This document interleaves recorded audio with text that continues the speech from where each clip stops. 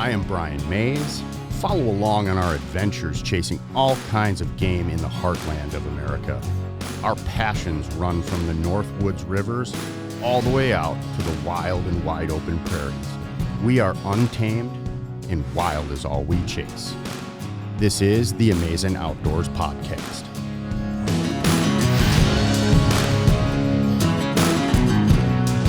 Oh, that's a ski, dude. That's a moss ski. There's one on the tree right there. Oh, go to another one.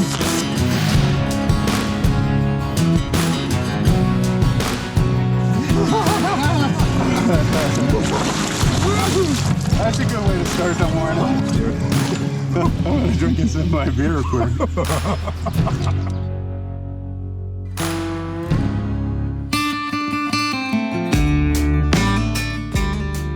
What is going on, ladies and gents? Brian Mays here, back for another episode of the Amazing Outdoors Podcast. Thank you for tuning in today. Quick reminder to like, share, subscribe, tell a friend. Helps grow this podcast, and it would be much appreciated if you would take that extra step. Today, we have Tomas Heidenwirth of the Setter's Tales podcast. You can check me out on their podcast from last year. Talked about hunting from Montana to Arizona and a few other things. I caught up with Tomas at Pheasant Fest. There is a little bit of background noise. It was tough to find a spot that was quiet enough to record a podcast. I hope it's not too annoying for you folks, and I hope you enjoy the conversation. Real quickly, I have to mention HW Launchers. Jeremiah over in Colfax, Wisconsin, just launched a website, so you can go to Facebook, but you should check out hwlaunchers.com. I will include some information in the show notes for all of you people looking for some bird launchers. He's got pheasant launchers and pigeon and quail launchers. It's training season, so if you're in the market for a bird launcher, head on over to HW Launchers. Thanks to all the folks that were out at the Wisconsin Sharp-Tailed Grouse Society. It was awesome to meet some of you out at Pheasant Fest this past weekend. And thanks to those who signed up, bought a hat, and helped us raise some money for Wisconsin Sharp-Tailed Grouse Society. I'm going to hit the roll button. Episode maybe 78. Here we go.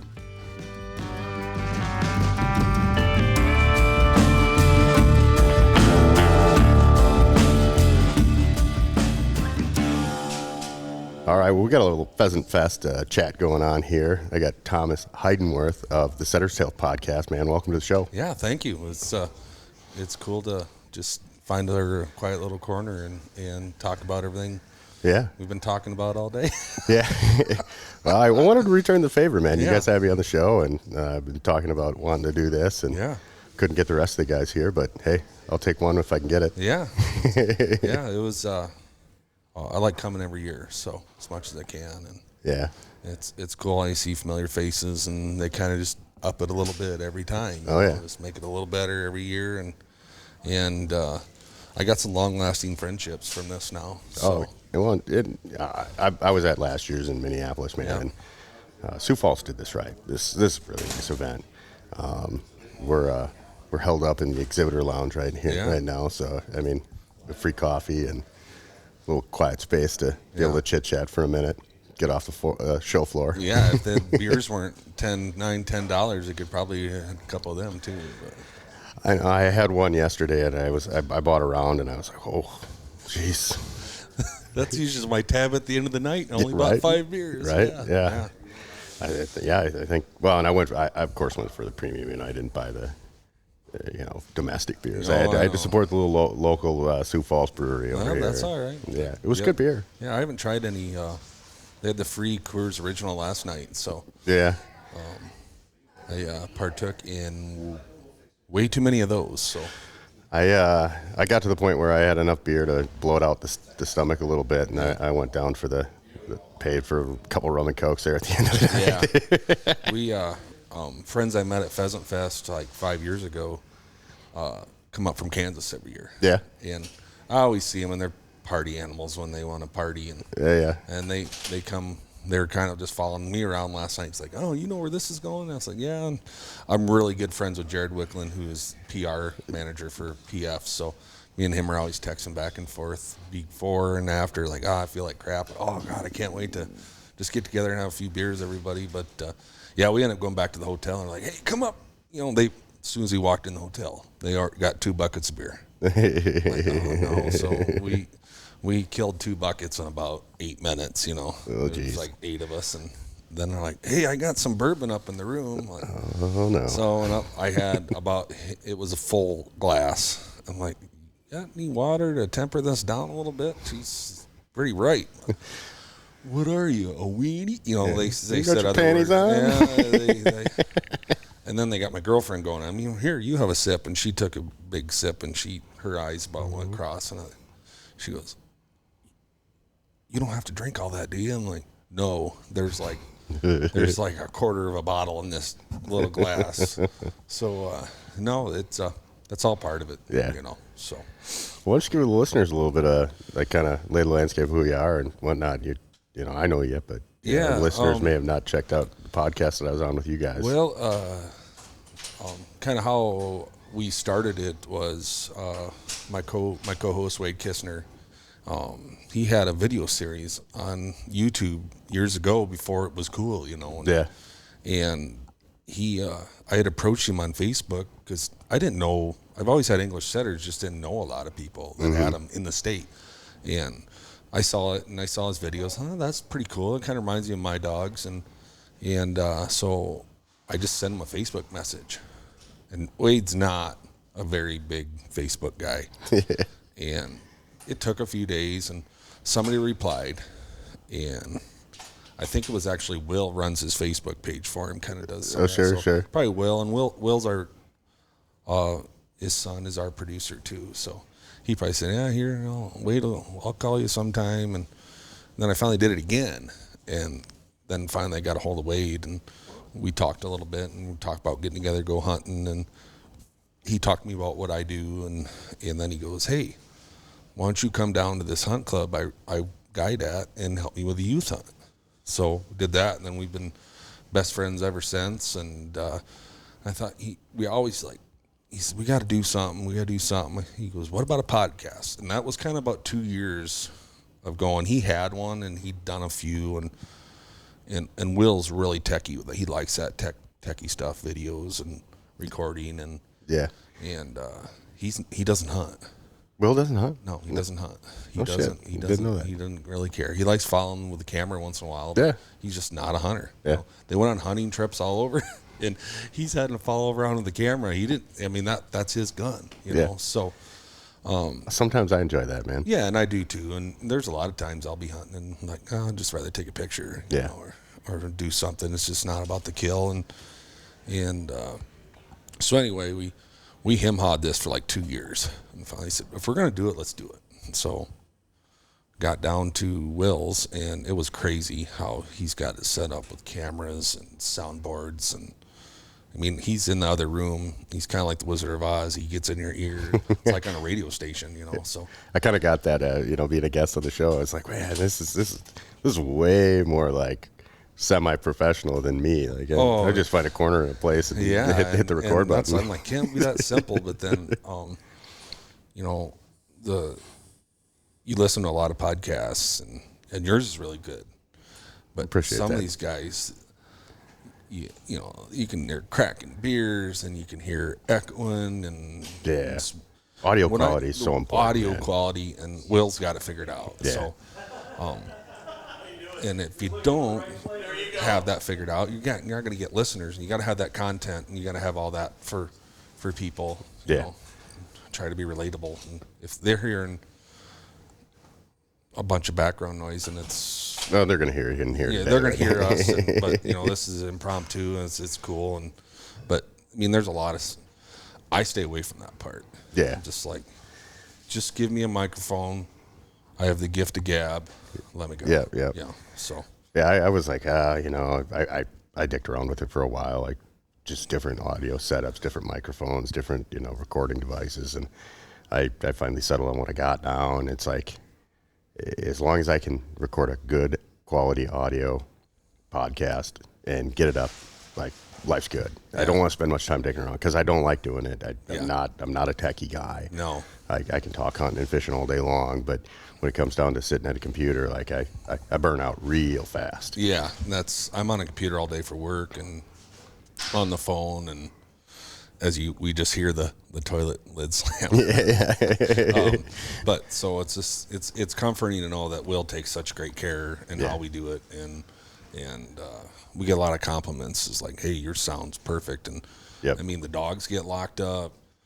Him and his brother share a house. Will's got the downstairs, and and Travis has got the upstairs, and you can tell there's probably some brother arguments and fights, because if you hear the dog bark upstairs or he's stomping around upstairs, you can hear him getting his phone out, or he'll run up the stairs and, hey, shut up. I'm waiting for the fist fight and somebody come flying down the stairs, but I think they get along pretty well. So what's your story in the hunting community? Like, you run some setters, and like, what's your jam? You're in Iowa, so kind of. Well, I could give you the long short version, the short long version, or my bad. No, you're all right. the many versions, but I started off when I was like, I don't know. I just remember seeing my dad go pheasant hunting when I was a kid. Wasn't old enough or tall enough, and his buddy would come. He had a bird dog. We always had coon hounds when I was a kid, and I knew Dad pheasant hunted a little bit, but I remember watching them leave to go, and it's like, oh God, I finally got to go, and we always had somebody else had a dog, so we went. Our first dog we got was a Chesapeake. Oh, you had a Chessie, huh? We had a Chessie, and I vividly remember as a kid, Dad's like, oh, let's do this, and we were looking at dogs, and I don't want a lab, I just want a short hair. Let's get a Chessie. That sounds cool. So I remember scanning the classifieds in the Des Moines Register as a kid. Finally, Chesapeake. So we saw him, and we loaded up in the truck, and I'll never forget, we pulled in this guy's driveway, a big farm, and he had a pond out back, and all these puppies, they were 10 weeks old, were swimming. Coolest thing, like, and the first one comes up, I'm like, yep, that's this one. So we rode 3 hours home with a wet, stinky Chessie in the back. But we had her for quite a while. We, at that time. Did you do some duck hunting back then? We'd go. Yeah. Weren't big into duck hunting. Water. Dad did it when he was younger. Yeah. Before kids, and he ran his own business, and he did it a little bit. And we thought, well, this dog will retrieve, we should try it. And we, they didn't have much for electronic collars back then. Yeah.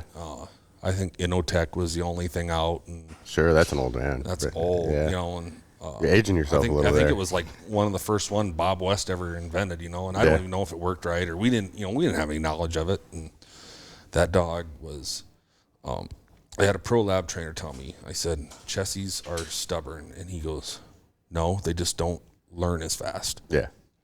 They're not stubborn. They're slow learners. Yeah. But they're a little slow to mature. That dog, you'd get it out in the field, it would hunt, you could hunt, it would retrieve everything. But like around the house and at home, we lived in town, and that dog would be gone. You'd never see it again. Oh, shit. Just take off. No matter how much training you did, it just want to run. But you get out in the field, it listens. She never got out of, sheep. Dad said always, the always running joke was, well, she's going hunt. We got to keep up. You chase her around town, But no, we had her, and she died young. I think she had some spleen cancer or something. But first setter we had, my local barber. He's big in field trials. Sure. And horseback trials. Oh, big dogs. Big rounded dogs. And he always, cut her hair, and he had his trophies up there. It was always cool. And he had a property across the road from us that he hunted. He trained dogs. So once in a while I'd go over there and watch him, and just, he'd sit on the tailgate and he'd wait, and those dogs, they want them gone, just disappear. And he had Johnny House out there. So we heard quail every night. So it was cool. Yeah. And then we had one, and he goes, I think I'm going to sell her. And we said, why? Well, she doesn't run hard enough for us. So back then, she was started. She, just broke the flush, and I think we paid $500 for her. Sure. And then I kind of studied, and he was, well, her dad's a 11-time champion, and people that have setters that know this dog, it's Tacoma Mountain Sunrise. I had a direct female out of him. Oh, sure. And so we didn't know that. Yeah. Now it kind of gives you goosebumps knowing you had a dog that came from that kennel, Robertson Kennel out there. And so she was pretty special to us. We kind of grew up pheasant hunting. I got my license when and she was a little later in her prime, but I think that dog lived 17 years, and we hunted 12 or 14 of them. Wow. We got a lab to pair with her, and we had Labradors for a while, and she died, and I did the Labrador thing, worked with a pro lab trainer. When I got home, I went to actually a dog training school in Texas. So Oh, really? they had a lab program when I was down there, and they canceled it when I was down there. So they just didn't have enough interest, and this guy's like, I'm not just going to tote one kid around to do all this. I got dogs at work. Yeah. You're welcome to stay, be an apprentice. And the lab we got was from a pro trainer in our area, and grumpy old guy, and I love him to death. And I pretty intimidating, walk up to this big fancy Ford pickup with a 12-hole Ainley on it, and he's got his cowboy hat and a big belt buckle, and I walked up to him. I said, are you Brick? I never met him when we got the dog. He was on the road trialing, and yeah, who's asking? Told him, and oh yeah, I remember that dog. And he goes, what are you doing down here? And they had a trial at where I went to school. I said, well, I'm going to school here. And he goes, and so we talked, and I said, are you hiring? He says, I work alone, kid. I'm like, oh man. So we hung out for a while, and I met some really big people through him, and he actually brought me on. He didn't pay me. He paid me in dogs. Yeah. So it was go with him every day, 5 days a week, and you got to be here. If I'm gone on the road, here's your list of dogs. And, I learned not to miss shooting flyers. Great quality care of dogs. I mean, you got 15, 20 dogs on the place. That's the most pristine truck kennels you ever saw. They're just clean, and so I learned a lot from him. Yeah. And he gave me a couple puppies. He actually goes, well, you're going to learn to force fetch. This is your job. You're going to force fetch this whole litter of pups. And I think there was actually 2 litters. So he just taught me. I don't force fetch my dogs, but I know how. I just don't do it. Yeah. Never had to.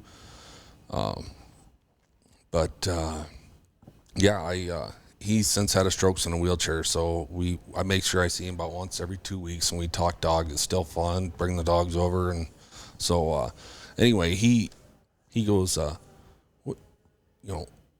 told him, I said, I want to get a setter again, and he goes, well, go get one. I'm not going to tell you no. You don't have to just have labs. So I went and got the dog I have, the oldest dog in my kennel. She's going to be 14. Okay.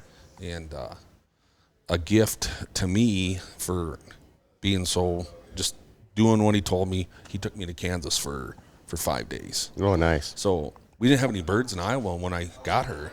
So we went to Kansas and hunted for 5 days, and that dog learned so much out there, and now it's become an addiction. So yeah, I know that. I know that also well. We have 9 dogs now. So, oh, you got 9, huh? Yeah. So Stephanie, my girlfriend, has two Britneys. They're in the house. They're really nice hunting dogs. They're learning. They're young, and then I got 7 setters outside. Okay. Yeah. They range from 14 down to 6 months. So. Okay. What's your kind of flavor in the setter world? Are you running Llewellyns, Ryman, shooting dogs? Ours are a little mixed. There's a lot of trial, trial blood, and a lot of walking trial. I got hooked up with Jason Patty of Skyview Setters down in El Dorado, Kansas on sugar, and he's won multiple Kansas Walking Dog Championships with his dogs, and he was recommended to me. I don't need these big running dogs, so go to this guy. And I never got Sugar bred. She was just an all-around gun dog. We actually tried to breed her to Wade's dog late in her life, and well, she's probably like 8 or 9. Yeah. And we never got it done. Yeah. So I called Jason, like, hey, what do you got coming up? She's getting old. I need to start somebody. And he goes, well, I got a litter coming out of your dog's brother, and so that enticed me a little bit. And but I got this 1.5-year-old male. He says he's steadied her flush. We've never shot a bird over him. We just shot, just pigeons, and he said he just needs somebody to hunt him. I don't think he's going to run hard enough for us. So I said, well, why don't we work out a package deal? I said, if I buy him, you got to give me that puppy for a decent price. And he goes, sold. And so I brought him up before the litter was even born, and so his first season he was a 1 year and 4 months, and I finished him out in for like 2 weeks. He's just a special dog. He's 7 now. He's old, reliable in the kennel. And then CJ is my main female, who I got her later that time, and then he taught her. He's like my pup trainer, and so I hunted.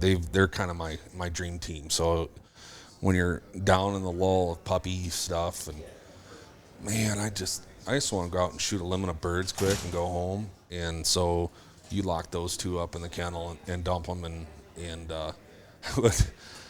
it was funny this fall that, opening day, and my dad, he can't hunt anymore. He can get out and go a little bit, but he's just not, he can't walk, and he's got terrible back problems. And I said, why don't you just go down the other end of the block? I know there's a ton of birds in here. Just go down that end. They start flying to you, start blasting, And I run pups, and I was having a heck of a time. I was missing birds, and I was so frustrated. Oh, I was mad. And brand new gun, my own fault. I didn't shoot it, didn't mess with it, and I had missed like 6 birds off pup points, young dog points, and I was like about ready to break my gun in half. And I got a new Winchester Super X4 Upland.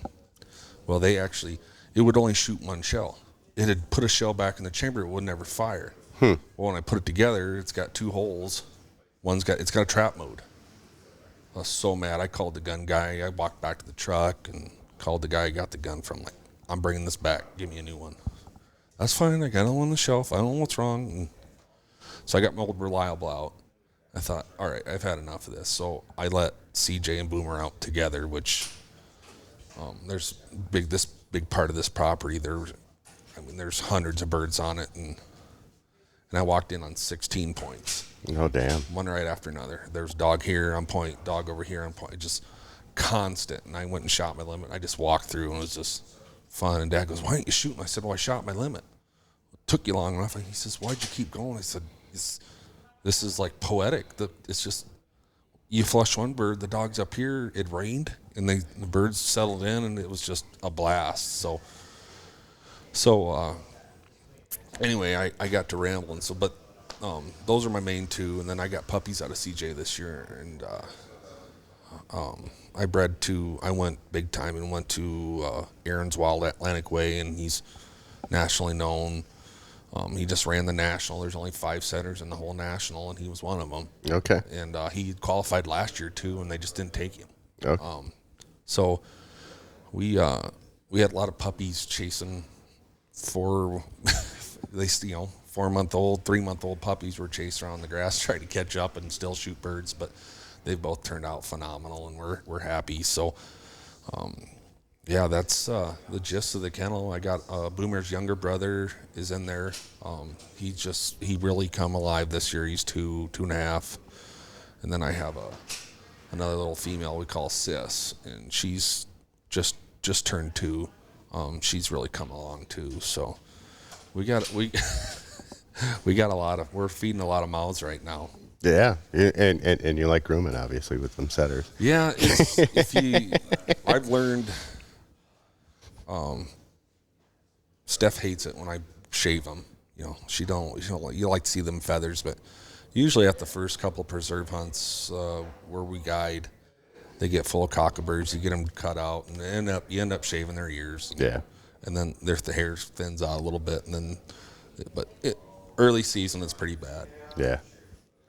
But that's like with any dog, Yeah. So they all have their gives and takes. Yeah. And usually I don't pull a lot on them. Their tails will get it a lot. That's the worst. Yeah. But usually the word, my kind of thing is the ear's not stuck to their face. I get what they can't reach. And yeah. Here, you guys get the rest. And usually there'll be a pile after they get, I just not going to traumatize them with a brush and a comb and all this stuff. And if they can get it, I usually let them, unless it's a big mess. Yeah. That I have to cut out. But if it's just stuff you got to pull, and I just thought, you know what, they usually get most of it. So, what was your season, man? What'd y'all get into this year? Season was, I want to say it was tough, but it was good. It's so dry. Yeah, it was dry here. And it made it difficult to really steady young dogs, I thought. Just the birds are running, and it's, that first snow, I was like jacked. And those birds that have been trained to run all summer or all fall, and so it made it tough. But we did pretty good. We did some youth hunts, and they were successful, and all in all, we saw a lot of birds, got a lot of dog to bird contact, and that's kind of mainly what I like to do. And I did make a trip to Kansas in January. That didn't go as planned because the snow and the weather was so bad down there, and finally got into birds the last 2 days I was there. I was there for 5 and finally got into them. And but yeah, I haven't tallied my miles, but I think I'm over. My goal is 250, and I think I beat it as far as walking. Oh, boot leather miles. Boot leather miles. So yeah, I don't track that. A lot of people will do it on the Garmin with a dog. They'll track it, but I never hit start hunt. But just on my watch, you can kind of tally. And I think the first year I started doing that, I had a hip surgery, and I put like 150, 175, and it was like, I can do more. And then, you figure out the more dogs you have, the more miles you got to the more miles you got to put on. And yeah. So I think I'm over that 250 mark. I got a couple of youth hunts yet, some preserves here in the next couple of weeks. So if I'm not to that point, I'm going to be close. Yeah. Maybe peak over that little goal. So I heard pheasant numbers down in Iowa were pretty good this year.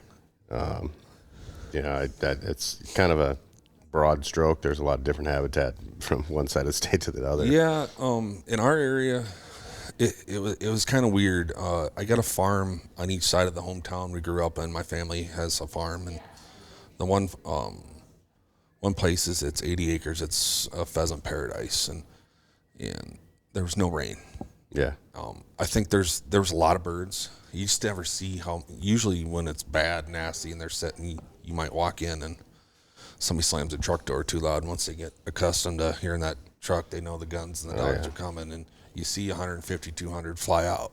Yeah. And this year I didn't see that, but you get on the other side of town where the rain was about the same amount, and that farm is always usually good for a limit a year. Not the limit in the same day, but you shoot about 3 birds off at a year. It's just waterways and fence lines, and I never saw a bird out there at all. No shit.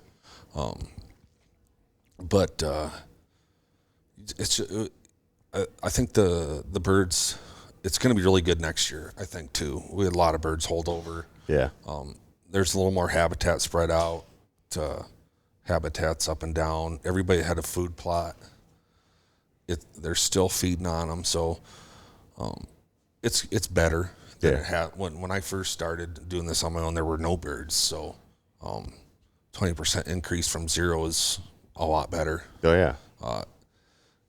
There's areas that there's a lot of birds. Western Iowa is really heavy with birds, but it just gets pounded. Everybody knows it's just like South Dakota. They say, that's where you go hunting. Well, and we're coming to Iowa. Everybody sends to Western Iowa. Yeah. And used to be able to go over there and hunt and see a lot of birds, even when we didn't have birds where I'm at. But sounds like the quail numbers down south have really increased in southern Iowa, and this winter will help them a lot too. And so I'd say it's pretty good. It just access to land is harder. Private land is getting harder and harder every day, and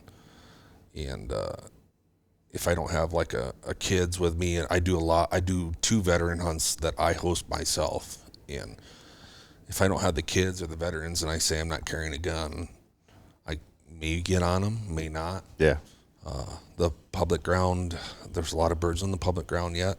I live on 3,000 acres of public, and it's a marsh, and there's no water, so the birds have moved into the marsh, and there's hundreds of them in this one spot, and it's all food. Everything planted for the ducks is standing, not waterlogged and moldy, and it's nuts how many birds are in that area. But I think they concentrate in areas just because of the weather. Yeah. Yeah, they definitely start to concentrate as the temps cool and food dries up, and the right kind of habitat for cold weather kind of where they need thermal protection at night. That there's only so much of that, so they start to congregate in those areas, especially in the sloughs and stuff like that. And I think the predator control's down a little bit. The raccoon and the skunk population is very heavy, and I think they put a big hurting on the birds when they're nesting. And Iowa finally opened the raccoon season to all year round. Oh, right. Okay. So you're there. Hopefully they keep them thin. There's nobody trapping because fur's not worth anything. So, yeah. Hopefully that takes them down a little bit. Beaver trapping's getting big, and that's the bad part. That's the only place that's holding water where there's beaver. Yeah. Yeah. And now everybody's trapping the crap on them because it's like a fad. Yeah.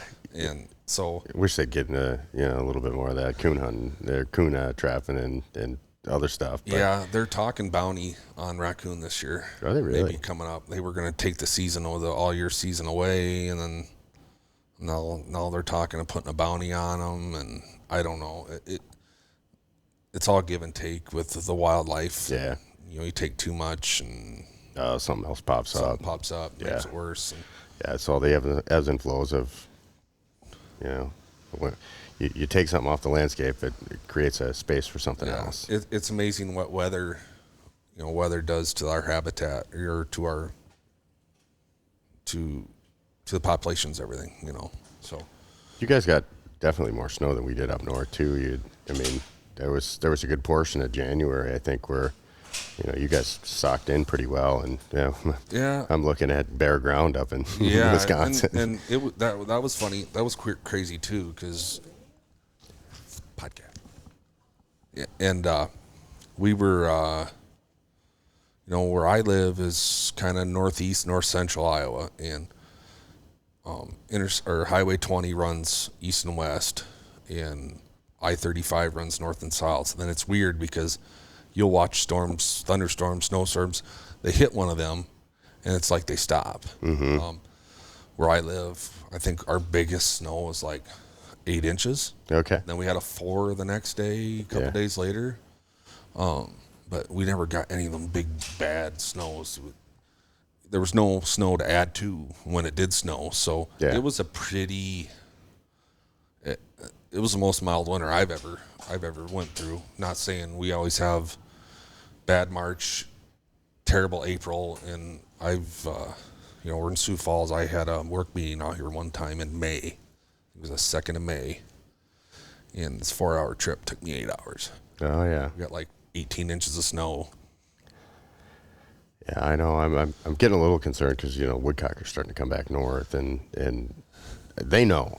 Yeah, but there's always that random storm that comes through, and hell, we were backed up against the closure of when we can run dogs on public, and April 15th they shut us down, and last year we were having a hard time finding woodcock until like 5th, 6th, 7th, 8th, and at that point there was just patches of open ground. There was a lot of snow yet, so we got a little bit of winter of that, and we'll see how it kind of pans out. But I think for the most part we've kind of gotten over that hurdle. Yeah. Now my concern is are we going to have rain for rain at the right time to create good grass, create bugs for, spring brooding. Yeah, and that's always a big concern. I've been on pheasants forever for 21 years now, so and you're like, we got all this habitat that we give. It's like we do all this and then we get the birds back, and then Mother Nature steps in and says, hey, it's not that easy, boys. So yeah, one hailstorm in freaking May just is not good. No, the habitat's usually pretty thin. Everything kind of that died over winter is regrowing, and it's funny. You get a bad rain. I got trees on my property, and you watch the birds are coming, or any bad storm, they're headed to the trees. They know. But I haven't seen any robins yet, so that's keeping me thinking winter's still here. Yeah, it's still here. I've heard people say they've seen robins other places, and Grandma always says winter's not over until the robins at least get 2 snows on their back. So I'm sure they probably say that about woodcock. Where you're Yeah, I mean, yeah, it's just one of those things where those woodcock are migratory. They kind of get pushed out from heat down south, and they're like, oh well, we can get north. The worms just coming up, and it's been a weird year from a spring winter perspective here, and we get one snow, we get dump. March is typically our snowiest month, so you get woodcock back here, and all of a sudden we get a foot of snow. What's going to happen with that? I don't know. I'm not a biologist, so it's one of those things where it's just kind of you sit and ponder and wonder at this point. Yeah, and just cross your fingers. It doesn't happen. The animals are way smarter than us, so yeah. I'm sure they know. But yeah, it's weather's a big factor. Was a big factor on our season. Yeah, and it was good. It's just he just the weather. It's weird, there's a lot of places I like this little onesie twosies. I like putting a pup in and a young dog that I know there's gonna be a bird in it. This is just me and you. Let's go. Yep. And they mowed it this summer to get some hay. You know, and so there was some hay. All those little honey holes that I had were all hayed out. So it narrowed down some of the places I could hunt. Sure. And the population's getting bigger with the hunters. It's coming back a little bit. Yeah. Your fair weather hunters, when the weather's fair, they're hunting all the time. And, and used to have public land to myself after Thanksgiving, and it's not that way anymore. No, it's definitely not. I mean, seeing hunters everywhere I go. I mean, everywhere. Yeah. Wisconsin, Minnesota, Kansas, Montana. There's definitely an influx of guys. I think a lot of people bought puppies during COVID, which brought in a lot of new faces to the uplands, and you just see it. It's part of the game. It's part of the challenge of constantly trying to find a new spot. Those gimmies and that old honey holes, they're not always there for you in a consistent rate anymore. So you got to be kind of out looking all the time. I spend a good portion of my time always walking into new covers. Yeah. I spent, this last month, because we've been able to run, it's like, okay, I know there's birds here, I know there's birds there, but I haven't walked this piece of property yet this year. Yeah. Like, I'm going to go walk that. And, we strike out quite a bit. It's just because where I'm at for, pheasants and stuff like that, there's not a lot. Yeah. And to get into, the woods, trying to be economical with short daylight and everything else, trying to run 3 dogs. It's like, I don't have all day to rotate dogs, so I got 2 hours. Yeah. So I got to run all 3 at once. And we're out for exercise at this point. Like if we get a bird contact, great. And it's just kind of use those opportunities to put the boots on the ground, check out new places. And, it's been kind of fruitful. We found some good bird numbers in a couple spots. And, that's just what kind of it's all about. But, yeah, I've definitely seen a bunch of new faces in the field this year. Yeah, it was nice in the late season to be able to get my dad out where he could get around, and drive down to the end of I always say go to the end and block, and that's always been his thing, with his health and late season I kind of have the birds figure out what they're going to do, where they're going to be. It's like, hey, go here, wait, and it was nice this last week of season, pheasant season.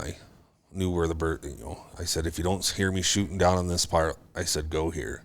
And he did. And I knew the dogs went on point, and the birds flew out, and he shot a couple times. And I said, you missed. And he had his glasses off. He goes, I didn't have my glasses off. Those first three, I think, were roosters. I didn't see, but the one that flew over my head was a rooster. So I took 2 shots at him. I said, well, put your glasses on. He says, I can't shoot with them on either. It was nice to get him out and get him out and let him, watch. He gets up on the hill and watches the dogs run, and that's another advantage of having setters. He can see them tails whipping. And oh yeah. So for that was good. I was happy to get him out, and Steph and I had a lot of bird contacts with all our dogs, and us to be able to get out and hunt together was a little better. I'm a little heavier footed than she is, with being 6'3" versus 5'2", so I usually pound the ground, and so it was nice to have her to be able to keep up without having to tromp through the snow and everything too. So yeah. So let's chat about Iowa a little bit. Like, you got some stuff going on down there right now that you're mentioning over in the booth at the Wisconsin Sharp-tailed Grouse Society. So kind of enlighten us listeners here. What's going on down there? It's kind of been something that's been they've always tried it, but there's a big attack on the public lands right now. Yeah. Iowa ranks 49th in the nation in public ground. Really? I think so. I think we're 44th. Somebody said 49th, so it's somewhere. But we're in the 40s. We shouldn't be. Yeah, you shouldn't be, and you're way down there. Very large ag land. I mean, we're ag-driven Iowa, but there's a lot of ground that's not very good. Mm-hmm. That either get an insurance claim on it, a farmer, or put it in CRP and put a program, and so there's a bill it's gone through the House. Now it's going to the Senate. But they kind of let it go through the House because they just knew we weren't going to get any traction. And yeah. What it's doing is handcuffing the Iowa DNR National Heritage Foundation from buying land on auction. There's a large misconception out there that the DNR goes in there and outbids all these people. Sure. And it's not. They can only go to an assessed value. They don't have a guy sitting in the crowd raising his hand, bidding everybody up. Yeah. They put it in a sealed bid. They get it. They get it.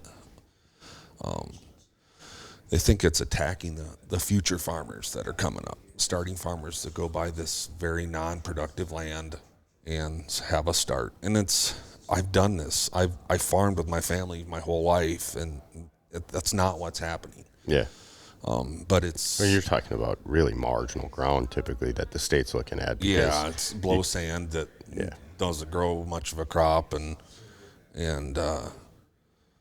they're saying, no, they're going out there and taking these opportunities away from these young kids. Well, I had that opportunity when I wasn't young to take over our family farm, and we rented like 400 acres from this family for my whole life. My grandpa's...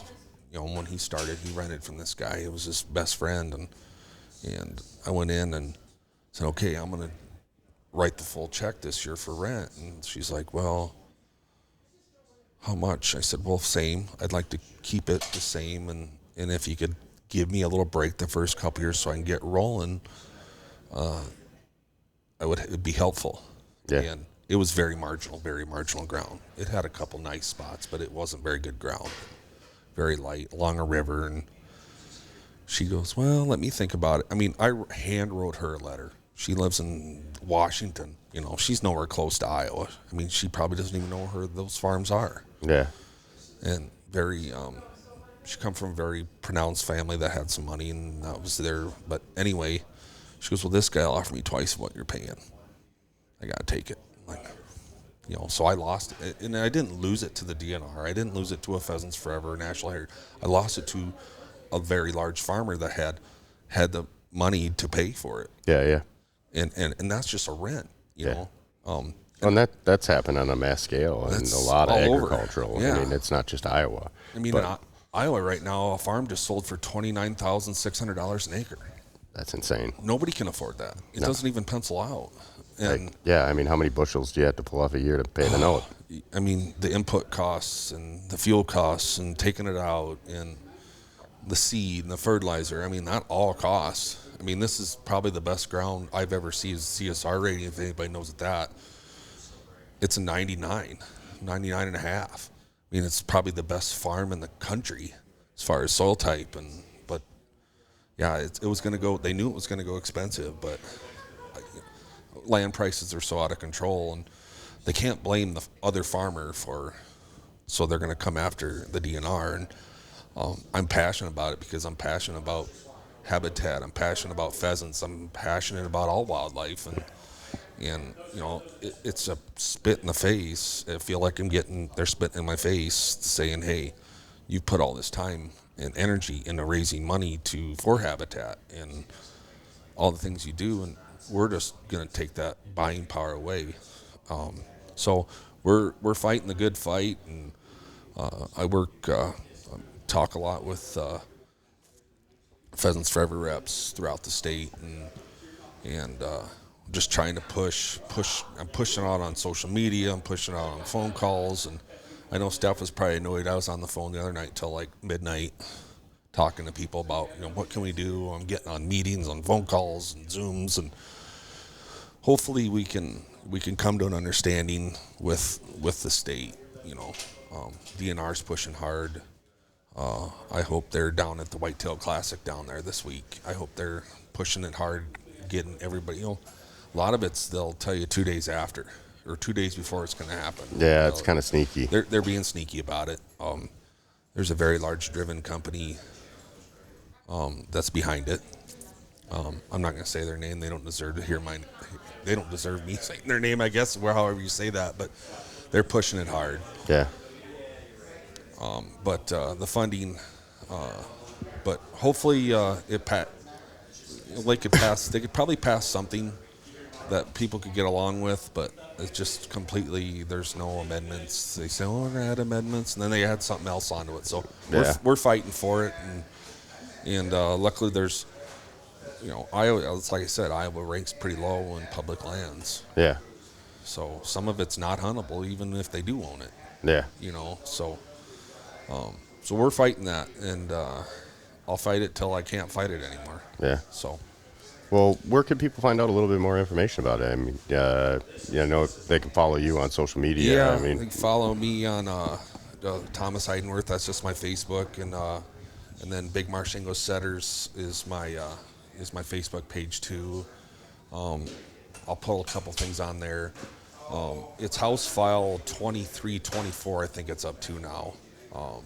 Pheasants Forever put a call to action on it like Wednesday when it come to fruition that they were doing this. So Pheasants Forever's got some stuff on there, but I mean it shackles county conservations, and bike trails are getting big, and these bike trail people don't know about. So I'm emailing the bike trail people, and so it's becoming a big deal. So a lot of people don't find urgency, but it takes 10 seconds to copy and paste an email, or just say, hey, oppose this, send it to your local senator or your local representative. And actually our guy in Washington, Mr. Grassley, was born, his hometown's not too far from where I live, and his son's now the Speaker of House for Iowa. So I've been jabbing him, and I actually invited him to my house, and I was going to show him the public lands around us and say, hey, this is the soil they're buying, and see if I can't open his eyes a little bit to say, hey, maybe we should attack this a different way. Yeah. So, I mean, it's not just public access or whatnot, but I mean when you're tilling up marginal ground, your soil erosion goes bad.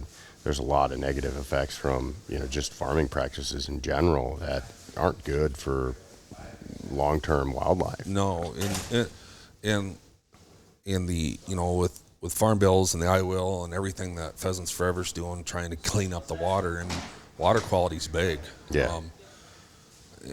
And with these farms getting bigger, which it's people make your money how you need to. Yeah. And I'm not against the big farmer, but the more ground, it seems like all the little places I used to hunt, Dad take me as a kid, all the abandoned little areas and everything, they're all gone. There's no trees, there's no fence lines, they're ripping, everything's gone. And it's like, at some point, the wildlife's just going to disappear because they don't have anywhere to be. Exactly. Or they're going to concentrate up and, they get sick. We got EHD and the deer down there now and blue tongue, and they're all dying because there's no water. They're all sharing the same water source. And nobody can hunt certain places, so they're all congregating in these areas where these people want to go shoot a big buck. And I don't think the deer hunting's gotten too bad where I'm at, but you get down in southern Iowa and it's just crazy. Deer hunting is just if your family don't have land, it's going to be tough to get on anything. Yeah. Yeah, and deer hunting in general has gotten a lot like that all over the country. Yeah. A lot of big money getting into deer hunting, and has been for a while now. And you look at states like Kansas. Yeah. I've seen more purple fence posts in Kansas than I've ever seen before. I used to have access to 10,000 acres of public land or private land out in northwest Kansas. Went down 2 years ago. Stopped by. Freaking guy's not living there anymore. I get on the horn, call him. Well, it turns out, guy came in, offered him pretty good money to lease the ground, and for hunting. No more. Yeah. No dice. And that was just, I got that from just knocking on doors. Yeah. And just doing it old school. Yeah. And unfortunately, that's kind of that. There's still opportunities to do that, but that it's getting harder and harder and harder. And then when you start talking about taking out, the opportunity for the, Department of Natural Resources for your state or whatever organization it is to purchase land, open up for public access, it's kind of a bleak deal. It hurts. Yeah. And it hurts a lot of bird hunters for the most. There's a lot of that's done on public land. Yeah. And I'm sure we get a lot of pressure from adjoining states. Mm-hmm. And they can still come to Iowa for $71 or whatever it is out of state and hunt all year round. Damn, that's pretty cheap. I think I can't remember what it is. I think Wisconsin's a little cheaper than that, but most states they offer a 3 to 6 days. Yep. Or to hear what days you're going to be here, you get this, and Iowa doesn't have that. So Iowa doesn't take advantage of some of the things like the walk-in in Kansas. It's amazing. Yeah.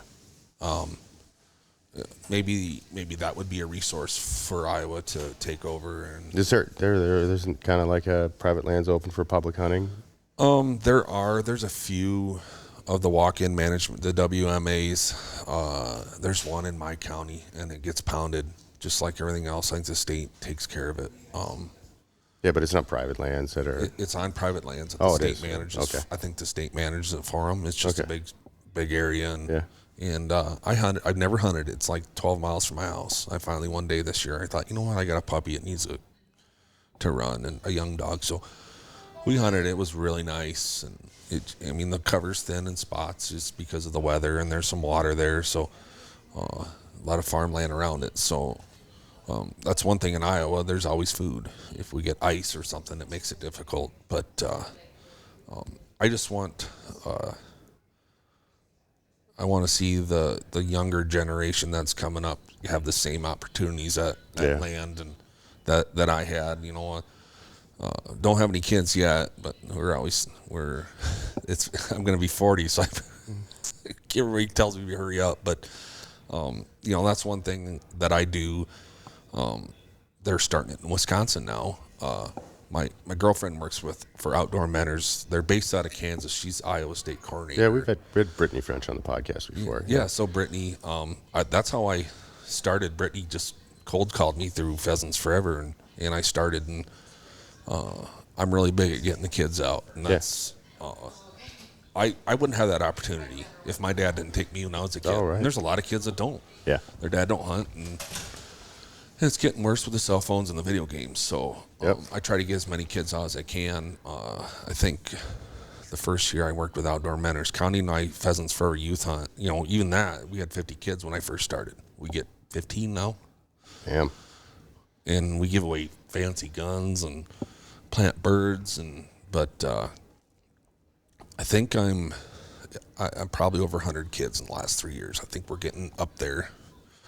So I was the mentor of the year for Iowa. I didn't want it, but I got it. And I just when they first started coming to Iowa, I had kids driving 3 hours to come hunt with me. No just shit. to go rabbit hunting. I said, I'll do a rabbit hunt. I don't care. I know a guy that's got beagles.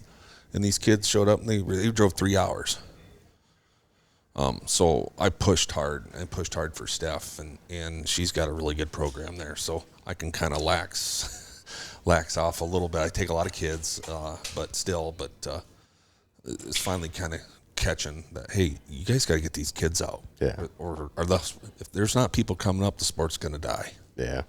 Well, and there's definitely been a push, to expand, not just kids, but like getting women out in the uplands. I mean, if there was a group of people that were pegged as old white guys, upland, bird hunting is definitely one of a bunch of old white guys, Yeah, it is. And nothing wrong with that, but at the same time, we're going to age out. Yeah. And then what happens? Yeah.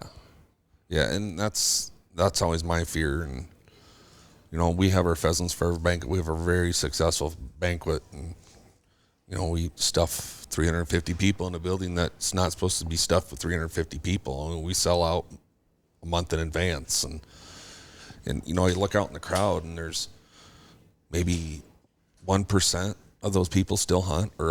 They used to hunt. They still enjoy it. I'm happy that they do it. They come and support it. But, we, as kind of my thought is, if we're not educating, like you and me talking on podcasts and walking booth to booth here and supporting everybody and supporting PIA, supporting Quail Forever, supporting the Rough Grouse Society, anybody, eventually there's not going to be people doing it. No, it's definitely a dichotomy that it's something that faces the future of all of our outdoor heritage. I think we're doing things to help the scenario. I think it's moving in the right direction, but it's something that we can't take our eye off the prize in. I've said it for years, like anything I can do to get kids off video games, anything I can get kids off screens, get them outdoors. That's where I learned all of my life lessons. Getting bruised up and doing dumb shit in the woods. I wouldn't be who I am today if I didn't do that stuff. And so many life lessons that are learned out there that you can't learn behind a computer. You get a lot of these kids, first time they get tossed out in the real world, man, they're like, what the hell do I do? And so many of those life lessons that prepared me for that scenario were because I hung out outside. I didn't have video games. And I, got the cuts. I got the bruises. I, did dumb stuff. And I learned some of those things early on so that when I did meet adversity later in life, it was a lot easier to tackle, And, I was raised in a hunting family. If we were either fishing or hunting. Yeah. That's just what we did. And so I've always tried to give back. Yeah. And my dad, my mom's, she was the 13th of 13 kids. Damn, big family. Big Catholic family. I think we figured out one day my grandma was pregnant for 23 years straight. And there was a few miscarriages and a stillborn, I think, twins in there too. So none of my uncles hunted. I had one uncle that hunted on her side, and my dad's just two boys in his family, and none of them hunted. But my dad started and then enjoyed it, and I owe all this to him. And he, it's funny, I'd be in trouble if I got in trouble with Mom. You're grounded, and, no TV, no this. But every Sunday after church or before church, it didn't matter if I was grounded or not. I'm going hunting. He's coming with me. So. Thanks, Dad. Yeah. Even if it was just a road hunt, throw the chassis in the back and drive around, find a bird, and walk a ditch, Yeah. But yeah, there was a lot of days I could have missed because I mouthed off to Mom or didn't get up to go to church or something. And, well, you can ground him for the things you want to ground him. He's going hunting, and I attribute that to that, and learn to respect the outdoors and respect the people, the land, and yeah.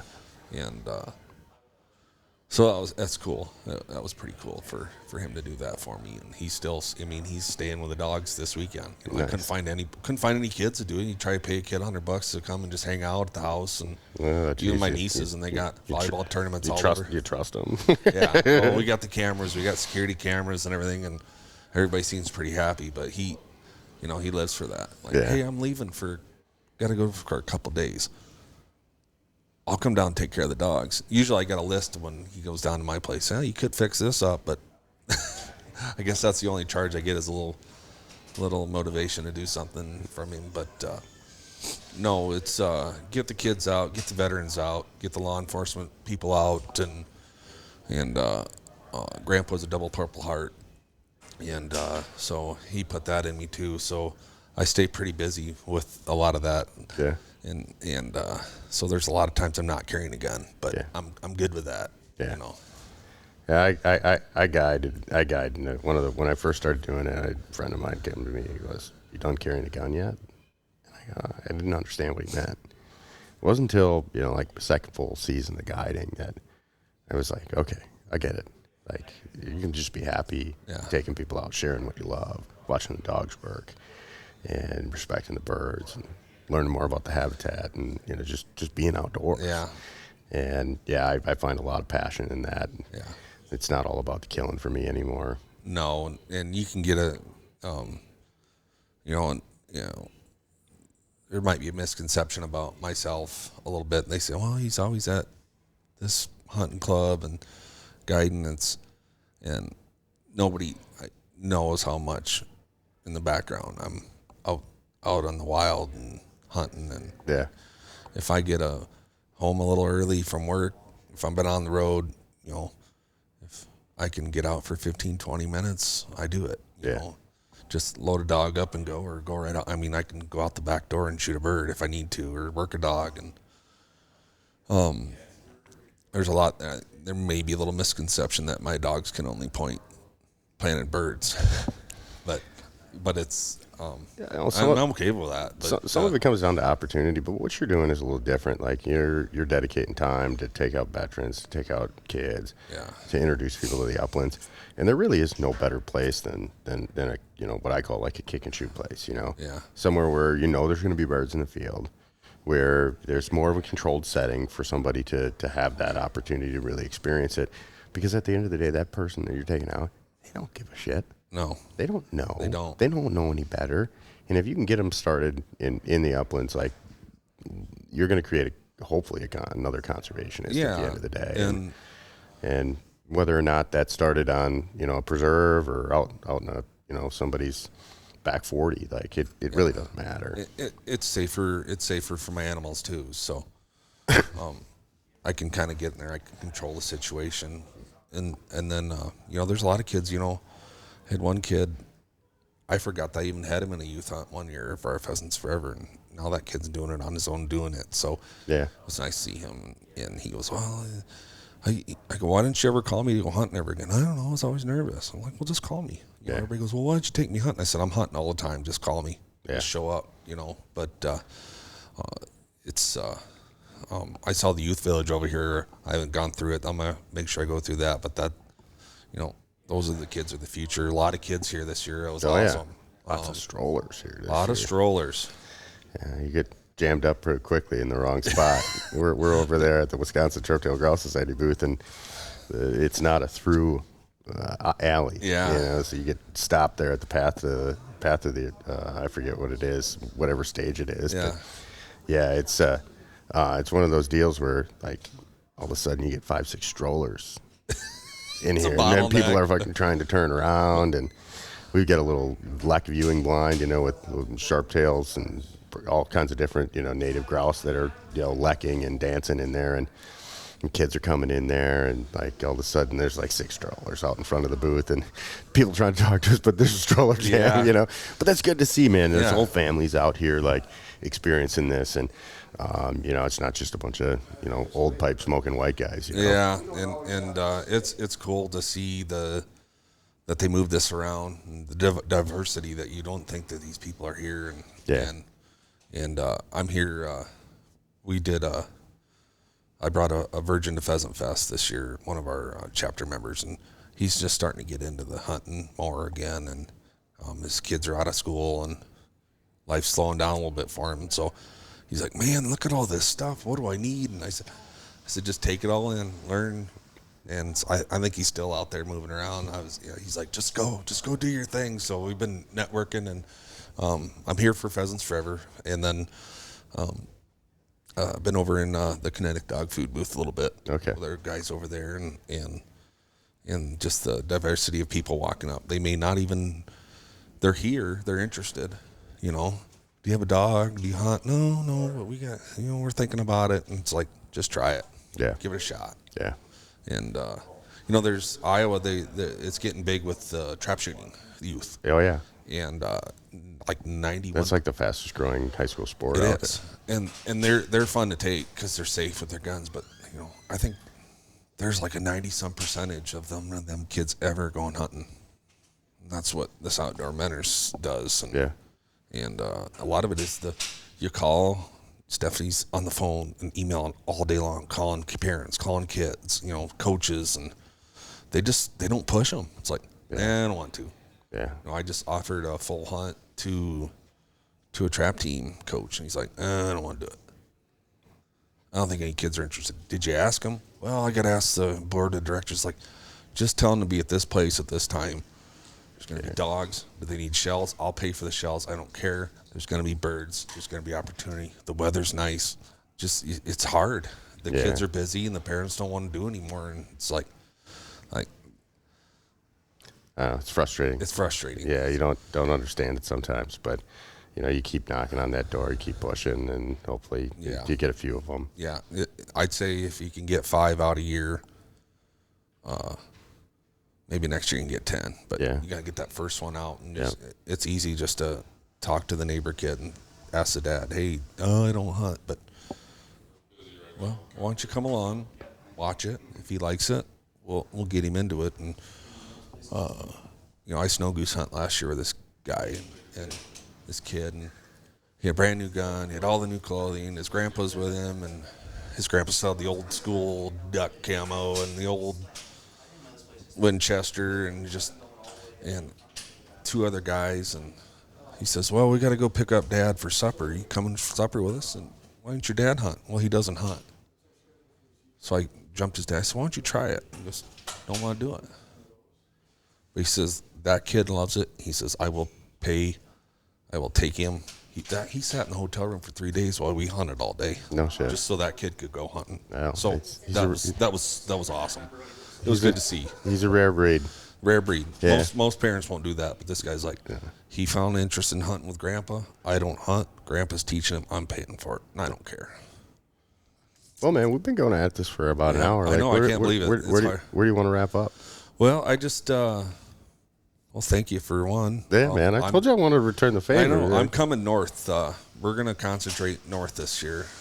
I got 3 puppies from my litter that are up in grouse country. Actually, I got smart pictures today of her on woodcock. So I know I'm jetting home so I can get my pups out on woodcock. Yeah, she's a real special one. So it's been really fun. He's interacting with her, and she's gonna do some grouse trials, puppy trials this year. So nice. We're gonna kind of travel, just go. I'll probably see it some of those cover dog trials. Yeah, she's gonna go for cover dog.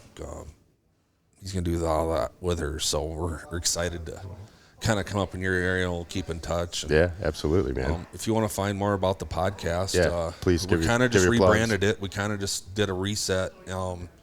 We got some old stuff on YouTube. I think it's still going to continue. Spotify, Apple Pod, anywhere you can get a podcast. We did some video. We're live video a lot. And just the travel and as busy as I am, and we're going to do more audio now. We'll do some video stuff, but you can check that out. We got a Facebook page. I'm interacting a little more in that. I try. But you can also check my website out, bigmarshenglishsetters.com, and I just built that website. We got Big Marsh English Setters on Facebook and Instagram, so they can kind of check whatever one if I'm in front of the laptop, I'm messing with the website. If I'm not in front of the laptop, I got the phone on. So Yeah. pretty easy to contact on there. Anybody's interested in getting a youth outdoors, I got a lot of different avenues to set kids up, and with Stephanie and any women, she does a lot. We're doing more with women.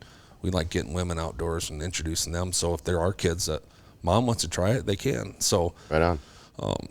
So it's Setter Tales Podcast. Setter right? Tales Podcast, Yeah. and Wade Kistner, Sweet Point Setters. He's got some information for that, but yeah, we're just kind of trucking along with that, and we're just kind of making a hobby out of it now. And if it gets big, it gets big. But we got a lot of different guests. We have you on there, and Yep. and Yeah, it was a blast, man, to talk yeah. about my kind of like dream season last year. Yeah, it's just your other friend Edward. Yeah, or Edgar Edgar Castillo, yeah. Yeah, I don't know why I called him Edwin. I don't know why I'm thinking that. But, we have a lot of different, we try to be diverse. Yeah. We got some cool stuff planned coming up. We got some pretty cool guests. I'm actually going to go down to the NAVNA Nationals Nice. this fall down in Southern Iowa. And I'm going to bring my little podcaster and going to interview some people. And I'm working on getting Bob West on. Oh, really? So if I can figure out if he might be down there, so I'm gonna work on just finding a nice quiet place and just tell him, hey, tell me about the shock collar, how you figured this out. So Yeah, right. we got some real exciting things coming up, some great guests, and we're just gonna keep pumping. We're not gonna pump out 1 million episodes a month, but we're gonna try and get 2 to 3 a month and just kind of move from there. But yeah, you can check it out. Setter Tales Podcast, Facebook page is probably the one we keep most up to date. So I'll include a bunch of those links in the show notes as well, appreciate it. man. yeah. I appreciate the candor here at Pheasant Fest. Yeah, been fun. it's kind of cool, and you see everybody out running around. I think Steph's on the Remington podcast right now. Oh, right on. She's doing that one, and actually, this is the first podcast I've been on that it wasn't my own. She's got her own podcast, and I haven't even been on that. So, Oh, no shit. Yeah, so I'm gonna give her grief. I got to give her grief on that. Well, I'm gonna have to get too, her on my podcast one of Yeah, these days. she's really interesting, and she does a lot. So Yeah. she's Outdoor Mentors, like I said, is in Yep. Wisconsin, so they're going to start growing that up there. So Yeah, I kind of know who they hired. I actually threw my name in the hat for that job, but yeah, it wasn't quite. It cut into too much of my other addictions. it does. She doesn't get, she's doing the coordination, so she actually doesn't get to do as much of the hunting as she wants to. But Yeah, it cut into my October, which is rather sacred for me. yeah, it's a sacred time. I kind of say the first 3 weeks of season, the phone's off, But after that, let's go. Yeah, I disappear a little bit, and spend a couple weeks in the Northwoods in a tent. Yeah, my nephew just moved to Ely. Oh, he's way up there. He's way up there, so You should go up there, grouse I hunting. think I will. You can get into some sprucies up that Yeah, way I think too. so. We're gonna kind of just stay closer to home and this year in Wisconsin and into Minnesota and try some of that and hang out with like-minded people instead of just me disappearing off into bum in Kansas and just doing it on my own. Oh man, a couple days of Pheasant Fest, and We got a long night tonight too with the banquet, and Yeah, I'm sure there'll be plenty of after festivities as well. yeah. Well, the Onyx one went a little late last night. So that was cool, but it did go late. And then I felt the peer pressure with a couple glasses of bourbon afterwards and a couple buckets of beer. So I've been hydrating. I've been going by the energy drink place, and they got some hydration. Oh, the stuff. Wilderness Athlete folks. Yes, yeah, I've been hitting them up about every lap I make. So. Well, anyways, man, it's been a blast chatting with you. I appreciate you coming on the show, and we'll have to stay in touch. And Yeah, maybe definitely. maybe share a little bit of covers in the Northwoods this fall. Yeah, I think we could probably get you down to Iowa and get you on some of them big ditch chickens too. I get, you're not the only person I got to go, hang out down with in Iowa. I get, buddies with Nick Martin, and I keep telling him we're going to go knock off a county at least. So Yeah, he's been to our county a couple times, but I tried to hook up with him too, and we chat a little bit once in a while. And Yeah. I haven't run into him yet, so well, maybe we can make that happen this fall. yeah, we need to. I think Steph talks to him once in a while, but yeah, come knock another one off in other county if you want, and we'll just have a good time. So Exactly, man. awesome. Well, thanks again. Yeah, appreciate it.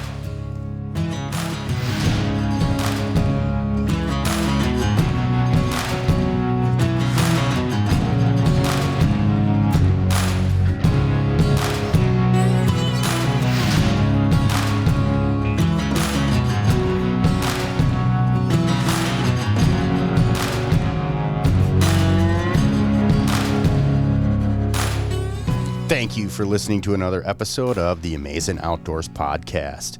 One more reminder to like, share, subscribe, tell a friend, share one of our social media posts. It all helps grow this show, and it would be much appreciated and much love from my part if you would do so. Also, support the podcast sponsor, HW Launchers. If you're in the market for some kind of training mechanism for pigeons, for quail, for pheasants, head on over to hwlaunchers.com or HW Launchers Facebook page. Tell Jeremiah you heard about his pigeon launchers and bird launchers here on the Amazing Outdoors Podcast. I don't have anything else for you folks. Shoot straight, tight lines, and hopefully we see you out on the woods or in the water, or on the water or in the woods. We'll catch you on the next episode. This is Brian Mays. I'm signing out of here.